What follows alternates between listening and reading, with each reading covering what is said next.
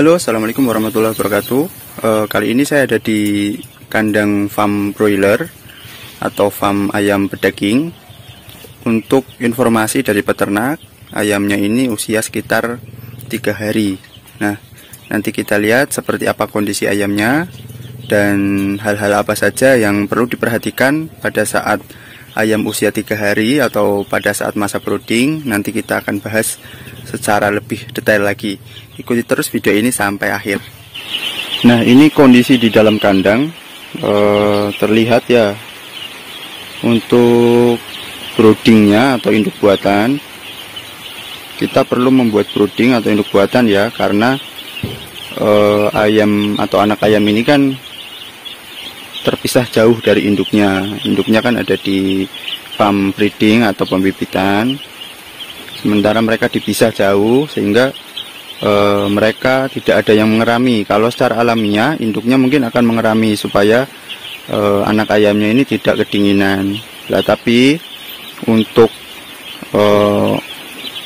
kondisi farm komersial sekarang, untuk keperluan industri, sehingga perlu dilakukan adanya manipulasi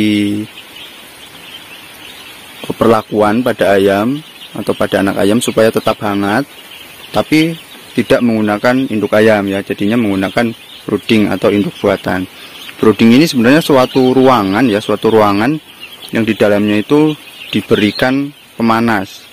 Nah, biasanya itu pemanasnya menggunakan pemanas yang berbahan bakar gas, atau kalau orang lapangan biasanya menyebutnya gasolek atau induk pemanas gas.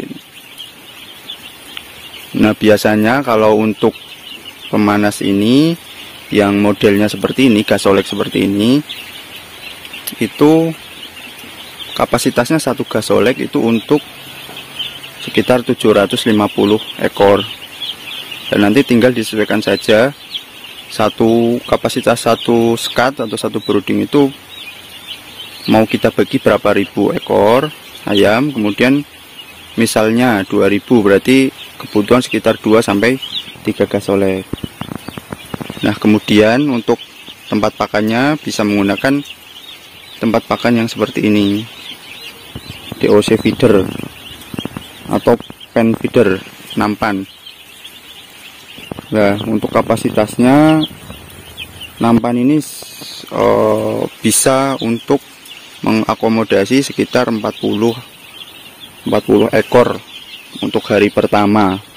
Dan nanti seiring semakin besar ayamnya atau semakin lama periode pemeliharaan, otomatis akan perlu ditambah lagi.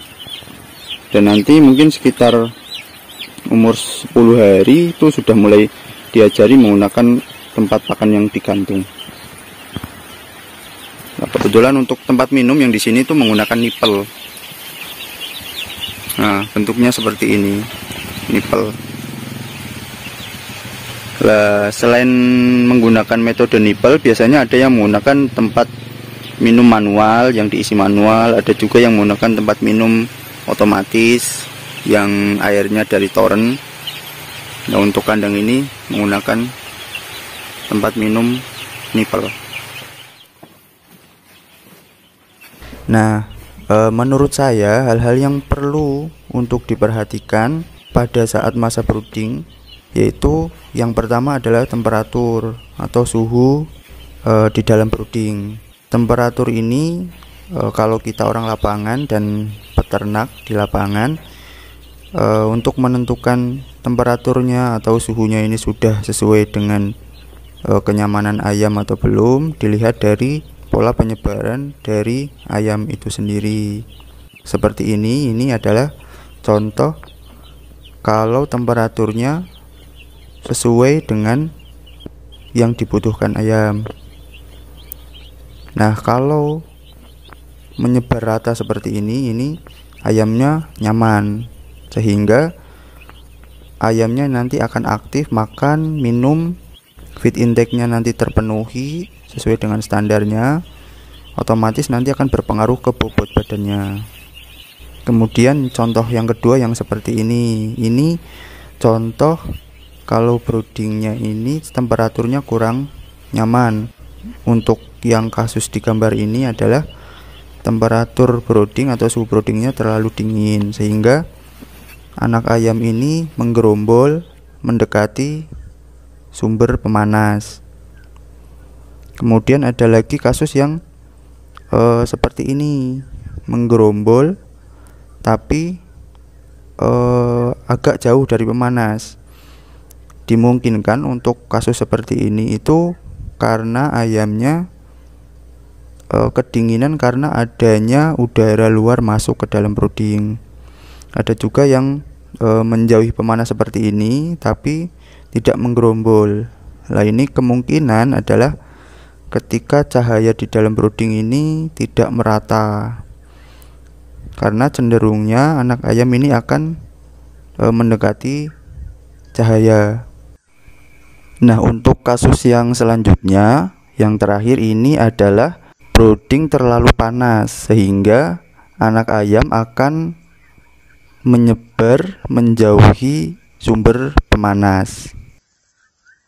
Selain dari temperatur, kita juga harus memperhatikan asupan nutrisi dari ayam tersebut.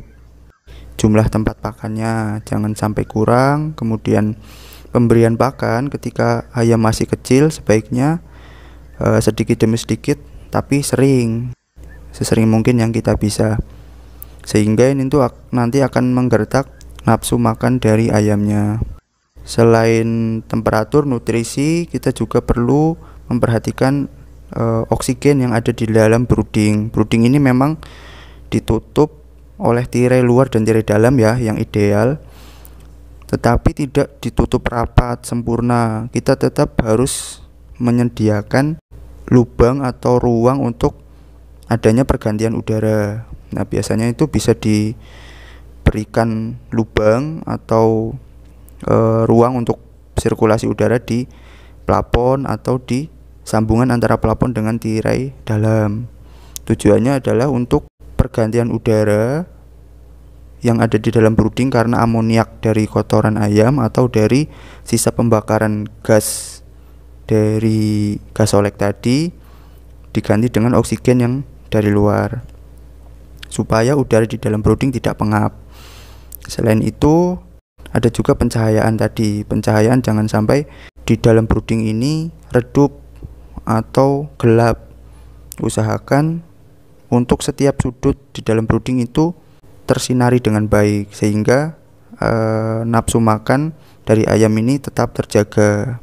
Karena kalau redup otomatis feed intake-nya pasti akan berkurang atau tidak sesuai dengan standarnya. Setelah itu yang perlu diperhatikan lagi adalah faktor kesehatan. Faktor kesehatan bisa dari biosecurity-nya, pencegahan keluar masuk kandang itu harus disemprot. Kemudian selain itu adalah program vaksinasi. Biasanya untuk ayam broiler di umur sekitar 7-10 hari itu dimasukkan vaksin gumboro, dan di umur sekitar 18 hari dimasukkan vaksin ND. Oke, sementara mungkin seperti itu ya pembahasan sedikit ya tentang masa brooding di ayam broiler. Kalau ada saran dan masukan atau pertanyaan bisa disampaikan di kolom komentar. Nanti kita akan bahas atau kita belajar bersama. Nanti mungkin ada teman-teman yang sudah lebih lama dan sudah lebih paham di dunia perbroileran, nanti bisa ikut untuk memberikan komentar dan melengkapi penjelasan supaya kita bisa terupgrade ilmunya. Itu dari saya, terima kasih, sampai jumpa kembali.